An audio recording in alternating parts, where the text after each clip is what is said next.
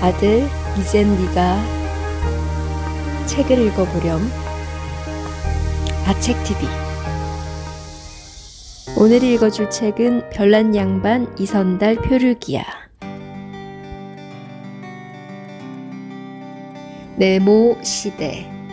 사람들은 자기 눈으로 보지 않고는 믿으려 하지 않는 버릇이 있어요. 그래서 좀 걱정이에요. 왜냐하면 이제부터 하려는 이야기를 믿으려 하지 않을 게 뻔하기 때문이에요. 더군다나 300년이나 캐캐 묵은 이야기라고 한다면 말도 꺼내기 전에 책을 덮을지도 모릅니다.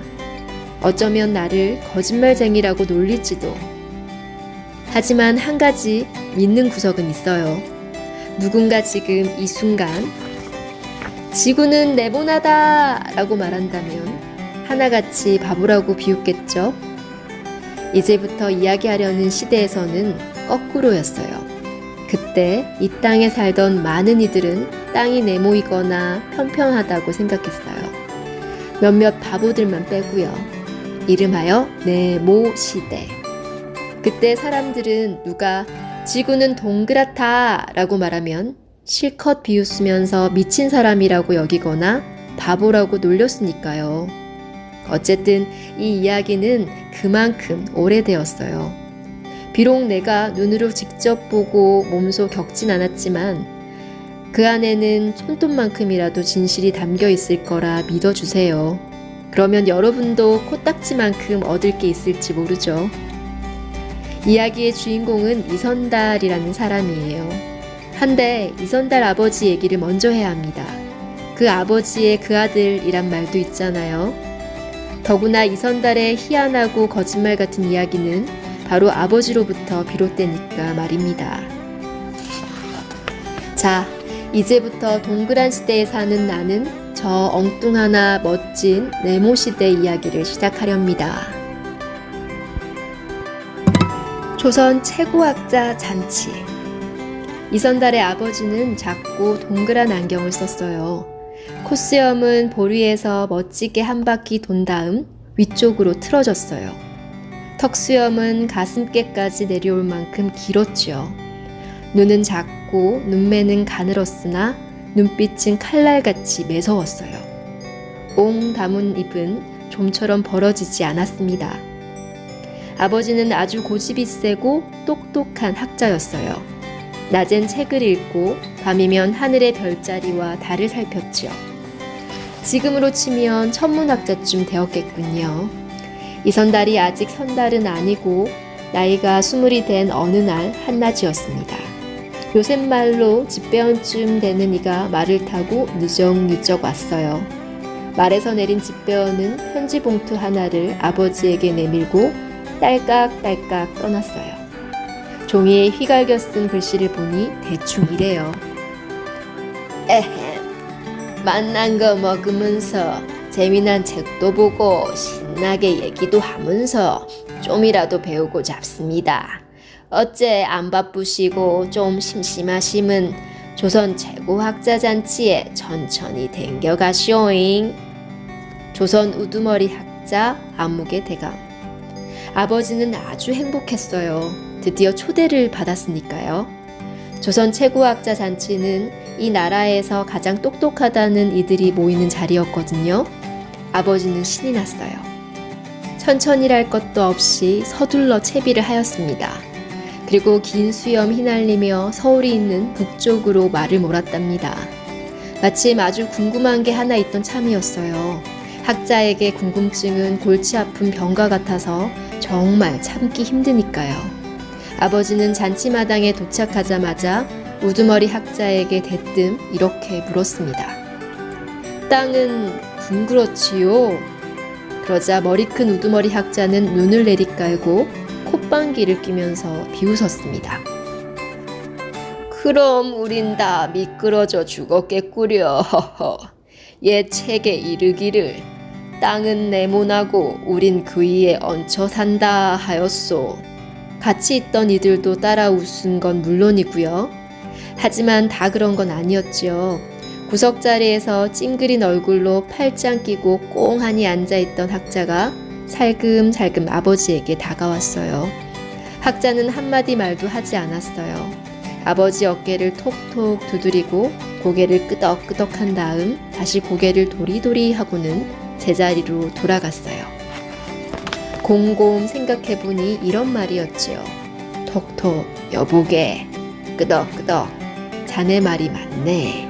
도리도리, 한데 잠자코 가만히 있게나. 지금은 네모시대라네. 하지만 아버지는 달랐어요. 고집세고 깐깐하며 스스로 가장 똑똑하다고 여기는 학자였으니까요.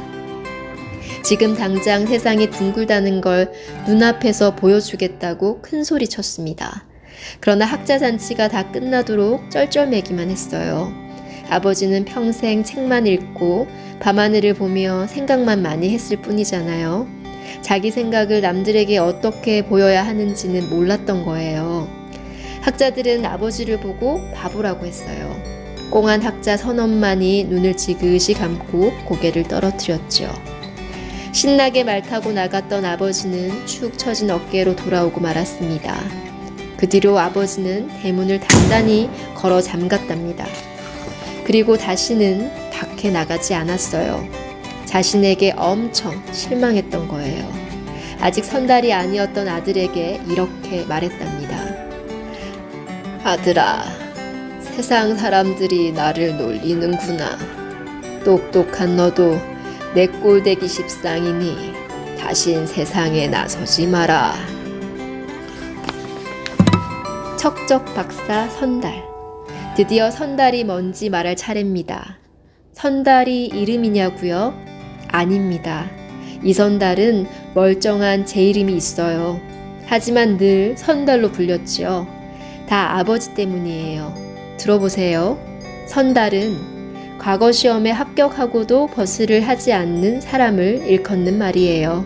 이선달처럼요. 이선달은 나이 20에 보란듯이 과거 시험에 합격했답니다. 그것도 4등으로요. 나라에서는 수문장, 문지기 벼슬을 내리기까지 했지요. 그런데 이제 막 벼슬을 눈앞에 둔 아들에게 뜻밖의 일이 생겼지 뭡니까? 아버지가 세상에 나서지 말라고 했으니까요. 네모시대의 아버지 말씀은 곧 하늘의 명이었어요. 그때 사람들은 이런 말을 곧잘 외우고 다녔습니다. 임금님과 스승님과 부모님은 매 한 가지여서 높이 받들어 모시고 그 말씀을 잘 따라야 하느니라. 어때요? 이러니 네모시대의 어느 누가 부모님 말씀을 어길 수 있을까요? 어림없는 일이지요. 그러고 보면 어른만 참 좋았던 시대였습니다. 결국 이선달은 집안에 틀어박혀 책만 읽어야 했어요.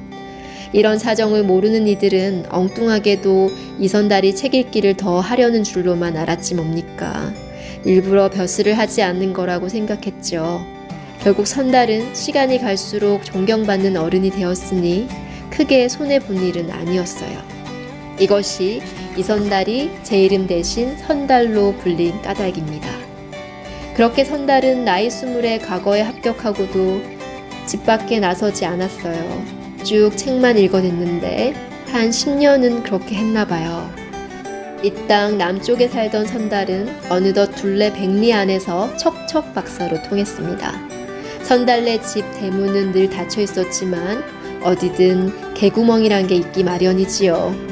궁금한 걸 못 참는 이들은 거기로라도 들어가서 기어이 묻고 답을 들었습니다. 그런데 선달의 집에 다녀온 이들은 모두 한결같이 산더미처럼 쌓인 책을 보고 그만 질려버렸어요. 방 한가운데 선달이 책상을 앞에 두고 앉았는데 딱 몸을 가눌 만치만 빼곤 천장까지 책들로 꽉 차 있었습니다. 책은 넘쳐났지요. 처마 밑에 주렁주렁 매달려 있기도 했고 조만간 지붕을 뚫고 나올 것만 같았어요. 이쯤 되니 선달을 마주한 적 있는 사람이라면 이 선달이 이 세상에서 모르는 것이 하나도 없는 사람처럼 보였을 거예요. 누가 어떤 질문을 하든지 선달은 거침없이 답을 내놓았으니까요. 어쩌다 좀 어려운 물음에 걸리더라도 망설인 적이 없었습니다. 눈을 살짝 위로 뜨고 에헴 소리 낸 다음 천천히 수염을 한번 쓰다듬으면 그만이었죠.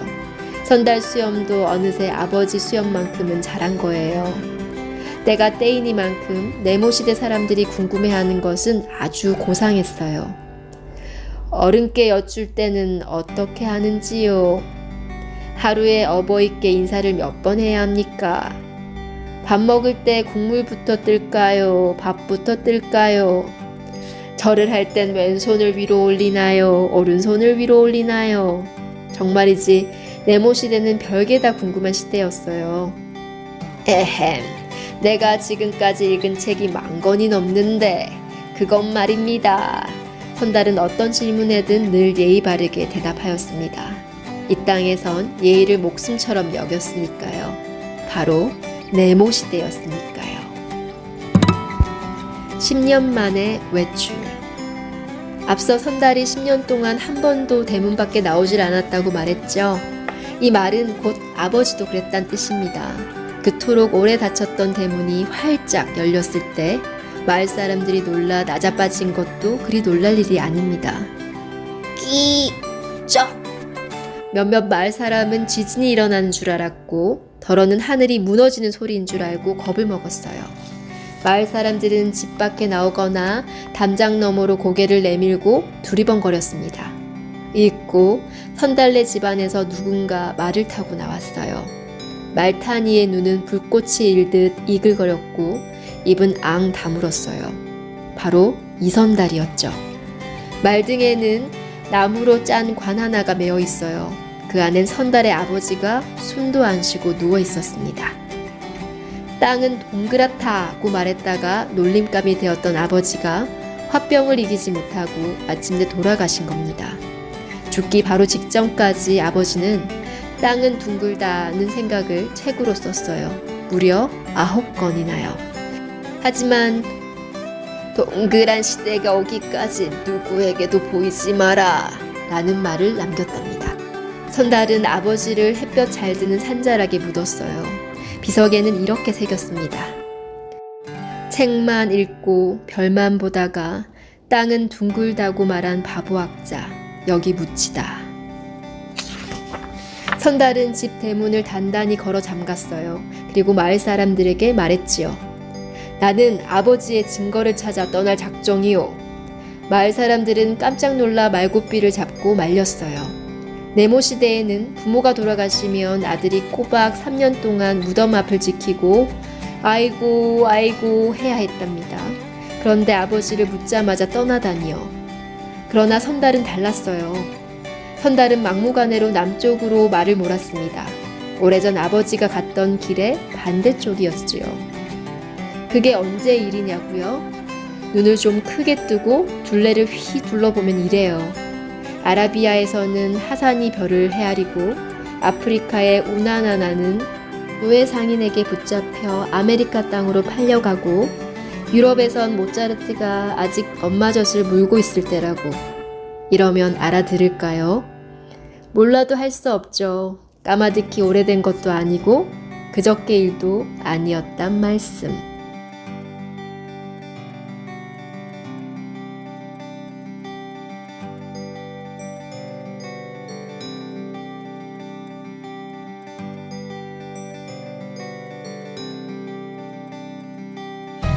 너도 한번 읽어봐.